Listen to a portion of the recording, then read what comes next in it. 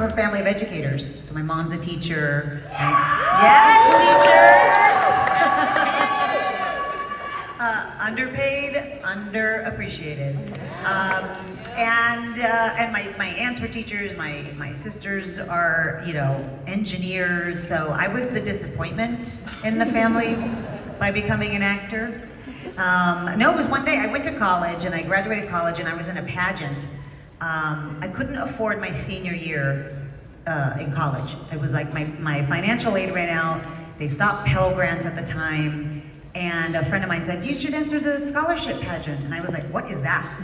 And she's like, it's like a beauty pageant. I was like, oh God, no. Because I grew up, I know it's hard to believe now, but I grew up as the ugly duckling in my family. In Mexican household, it's called La Prieta Fea, the ugly dark one. And I know, and that was my mom. And so I didn't grow up with this idea of beauty. Like in my family, it was very important to be the smart one. And there was like a competition in my family to be the smartest one. And so anyway, I entered this pageant. And in the pageant, if you won, you got like tuition and books and a stipend. And second place was like tuition, and then third place was like that. So I calculated if I could get fourth place, I would get my books paid for. And then I was gonna like hodgepodge the rest of, okay, I could take 2 classes, I could afford 2 classes or whatever. So my aim was pretty low, it was like fourth place. And then I remember there was 5 of us as finalists, and one of the questions was, what do you think about cloning? Remember when they cloned that sheep? That sheep Daisy? What was her name? Dolly. And the girl next to me, she goes, what the fuck is cloning? And I go, well, I beat this one. I beat her. Because I know Here we go. I got 4th place for sure. And then, but I ended up winning it, and in this prize package was a trip to Hollywood.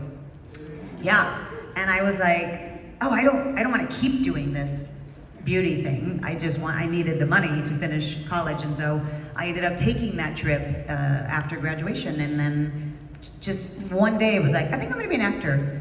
Like that, like one day. Never thought of it, didn't know how to do it, had $22 in my bank account, and I stayed in LA. I just never came home.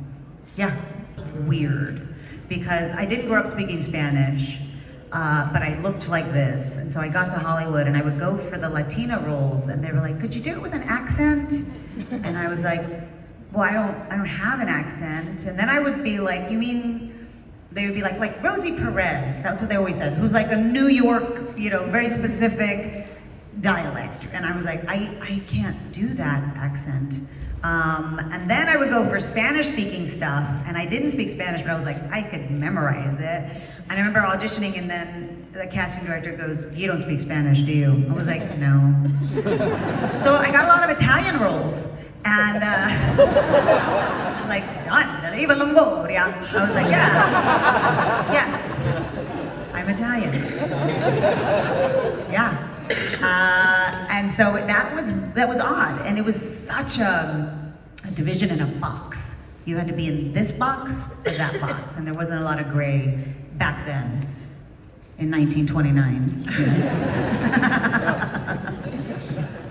And in TV, we used to do 24 episodes a year per season. Now you get like 6 episodes per TV series. And so 24 episodes a year, we had 24 directors come through. Each episode is by a different director. And so I got to really do a case study. I'm like, what is the hardest thing for you as a director? And they go, and I would just ask every director that came through questions and advice, and that was super helpful as well.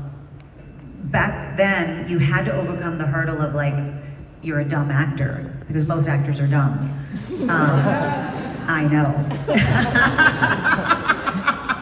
I'm just kidding. None in my movie. They're all amazing. But I did, because they're like, oh, here comes the actor. They think they know how to direct. So it was that of like, I had to work really hard to gain the trust, mostly of DPs that you work with in TV, because they also like a leapfrog a DP, or you just get the DP that's there. Like you don't get to pick You're on TV, you're going onto their set, into their world. You're just the visiting person. And so it was that, and then the second biggest hurdle was being a woman. I mean, there's a lot of systemic sexism that still exists behind the camera for female directors. Because people always go, oh, you know, wonder why there's not more female directors. I'm like, the talent is there. It's, you know, it's definitely difficult. Because I mean, I've had many DPs like question me and, well, are you sure you want to do that? Yes, I want to do that. You know, are you sure you want to put the camera there? Yes, I would. Could you please put the camera there? You know, and so that was tough. Now it's less so because I have a body of work that they go, oh, okay, she kind of knows what she's doing. And the biggest thing, every time I would finish an episode of TV, the DP goes, wow, you really know what you're doing. And I would be like, thank you. Like I didn't know how to take it, but I was like, yes, thank you, I appreciate that. Thanks for watching the You Interview channel. With over 3,000 original celebrity videos, we have one of the largest collections of celebrity interviews anywhere. So remember to like and comment on our videos and subscribe to the channel. If you want to get more involved, you can become a member of the channel. Membership has its perks. You can see exclusive celebrity videos and get the opportunity to ask our celebrity guests questions. We can't wait to hear from you.